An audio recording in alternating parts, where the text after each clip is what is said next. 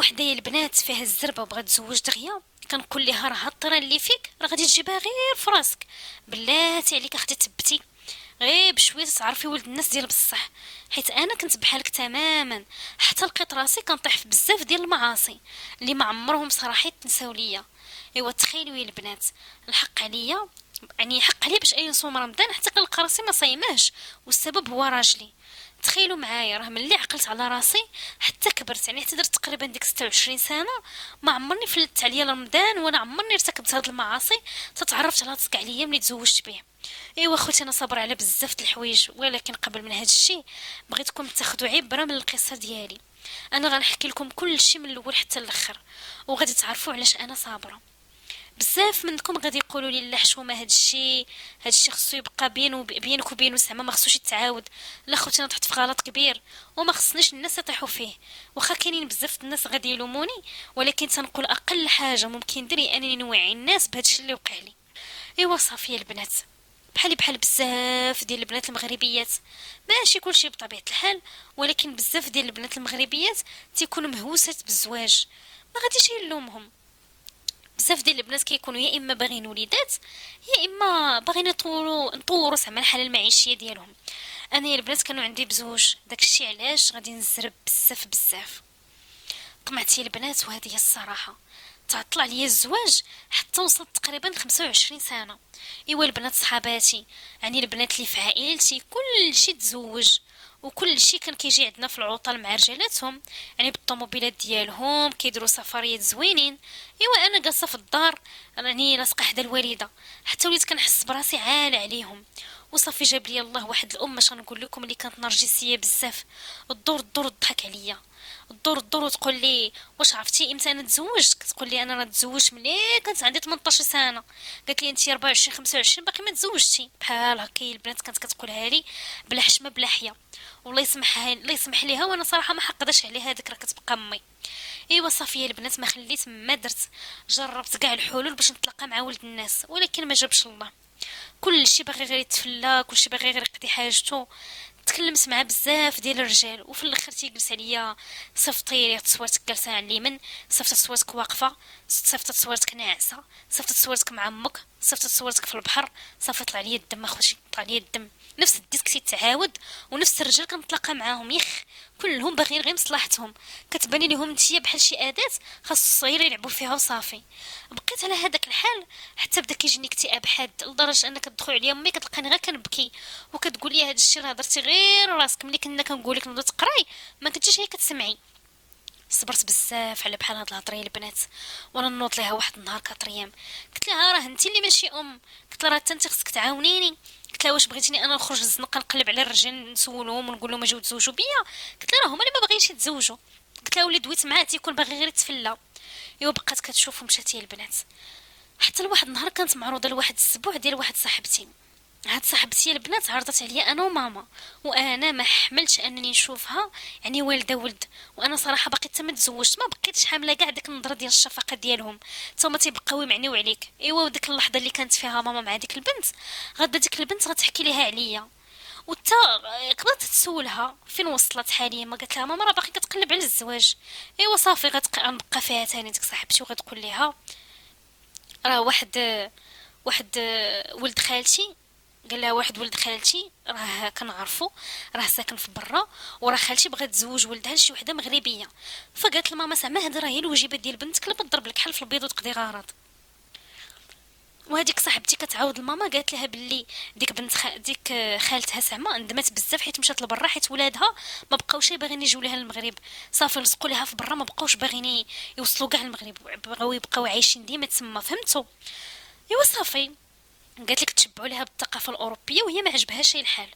ايوا يا البنات، جات ماما دخلت لعندي قالت لي بغيت نتكلم معاك في واحد الموضوع. قلت لها واخا الله يسمعنا اخبار الخير. قالت لي شوفي راه خير ان شاء الله. جلسات وبدا كتسرسر، قالت لي راه واحد السيده فلانيه راه غتدخل من برا وراه ولدها قدا وقدا، وما حكاتليش على المشكل اللي كان عندهم. ما قالتليش بلا راه تشبعوا بالثقافه الاوروبيه، حيت الام ديالي خوتي راه ما قارياش. ايوا داكشي اللي بقات كتحاج ليها البنت دخل ليها من ودن وخرج لها من ودن. هي بلاغه واحد جاي من برا عنده جنسيه باغي يتزوج يقدر يعتقني وصافي فهمتوا. قالتها ليا قلت لها ايوا صافي. قلت اخوتي انا الدجاجه بكمونه هادي ما خصنيش نضيعها صافي. قلت لها واش ديتي النمره؟ قالت لي باقي. قلت لها واش كتسناي؟ قلت لها قاعده شدي النمره. ايوا صافي عيطت ليها خدات نمره السيده اتصلت بها قدامي. قالت لها راني عرفت بلي راه ولدك باغي يتزوج بنت البلاد. قالت لها وراه عندي واحد البنت راه ما كتخرج ما كتدرج وشكراتني ليها بزاف. قالت لها ديك السيده مرحبا نتلاقاو شي نهار. ايوا تلاقينا البنات درنا واحد القهيوه عجبته وعجبني صراحه. الولد ما كيتكلمش بالعربيه مزيان. انا كنت بحالي لا عايشه شي حلم اخوتي اخيرا غادي نتزوج. وصبرت غنتزوج بواحد تقريبا قاوري فهمتوا. كنت غادي نطير بالفرحه وانا ما عارفه حتى شي حاجه ما جايبه للدنيا اخبار ما عارفاش كاع المعاناه اللي غادي نعيش فيها مع هذا السيد. فرحانه بزاف بزاف واخا هو ما تيفهمنيش وانا ما تنفهموش كنتفهمو خوتها بالاشارات. وداك شويه ديال اللغه مقجقله ولكن قادين غارض. هاد الناس جاي من السبليون وانا خوتي السبليوني راني زرقاء صراحه راه شويه الفرنسي مع شويه لونجلي مع شي كلمات في السبليونيه صافي. شويه بشويه بدينا كنتعلموا اللغه ماشي مشكل. جاو خطبوني عجبته الثقافه المغربيه كبرنا به حتى هو ما خلينا ما درنا. وريناه كل شيء حنينا ليه اخوتي اي حاجه عجباتو درناها ليه العار غير يكمل هذا الشيء بخير وعلى خير. ايوا هنا غيبداو الكوارث ديالي. السيد ما عنده لا علاقه بالدين ولا بالمله. كيطلب مني اخوتي شي طلبات انا راه ما عمرني سمعتهم. ما عرفت اخوتي من يجيب هاد الافكار النوع ديال العلاقه الحميميه اللي كيطلب ونوع ما عمرني ما سمعته في حياتي. كل مره كنسمع عجب جديد. مشيت معايا البنات في هاد الهبال ديالو وكنت كنقول ماشي مشكل هذا راه راجلي اي حاجه طلبها راه خصني ننفذها ليه.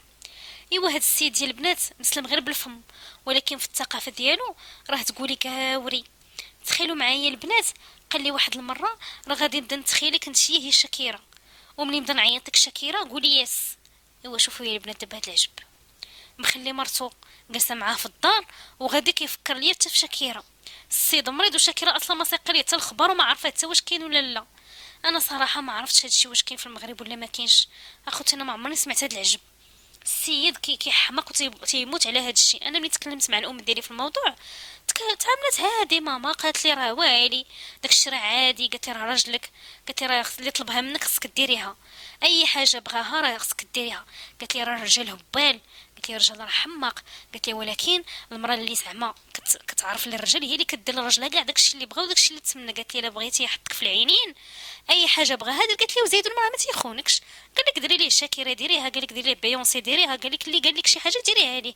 ياك غير السيد كيتخايل وخليه. قالت لي يتخايل واش خانك واش خرج مع شي وحده واش شفتي ياك غير نتيا نفسك انت. بقات الوالده كتشرح لي داك الشرح السطحي راكم فهمتوني اش بغيت نوصل لكم. انا خوت هادشي ما دخلش ليا الراس. انا خوت هاد العجب انا ما كنت كاع عارفاه.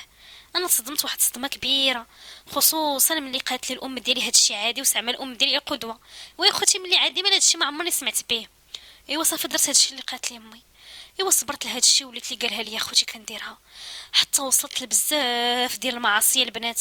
ايوا تخيلوا معايا في رمضان في عز النهار راكم عارفين رمضان خصك يعني توقف على الشهوه راكم عارفين من طلوع الفجر الى غروب الشمس. ويا خوتي حنا ما كانش عندنا هادشي. هاد السيد كان عنده مباح كل شيء في كل زمن وكل مكان. كنت كنقول له دير هادشي راه حرام ولكن اخوتي راه ما كانش كيخليني كنت يتقلق. دوزت معاه العذاب الاليم العذاب النفسي واحد شي حوايج راه حشمت نتكلم لكم عليهم. القناه محترمه راه ما بغيتش ندخل معكم في لي ديتاي. انا الغرض ديالي من هاد المعاوده القصه بغيت الناس ترد البال.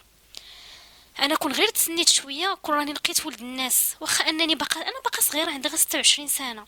كنا خوتي غير لقيت شي واحد مغربي يعني عايش في المغرب ولا هاد الويل هذا من تزوجت. مازال كل نهار اخوتي كنعاني وكنصلي وكندعي يا ربي تغفر لي ويا ربي دير لي شي تاويل ديال الخير. السيد في رمضان ولا من غير رمضان ما سوقوش فيا كاع. السيد صعيب بزاف بزاف وما عندي حتى شي حد اللي يعاونني. داكشي علاش قصدتكم المقصود الله وبغيتكم تكتبوا لي كل شيء كيفاش غادي نخرج من هاد المصيبه اشنو خصني ندير. وكنشكركم بزاف بزاف حيت سمعتوا القصه ديالي. وكنتمنى من دوك البنات اللي كيطيروا ملهوفات على الزواج يتبتوا شويه ويسولوا يعني ويعرفوا الراجل مزيان مزيان من جميع الجوانب زعما لا دينيا ولا اخلاقيا ولا عائليا ولا المهم كلشي عاد ديك الساعه تزوجي. ايوا كانت هذه هي قصتي اختي.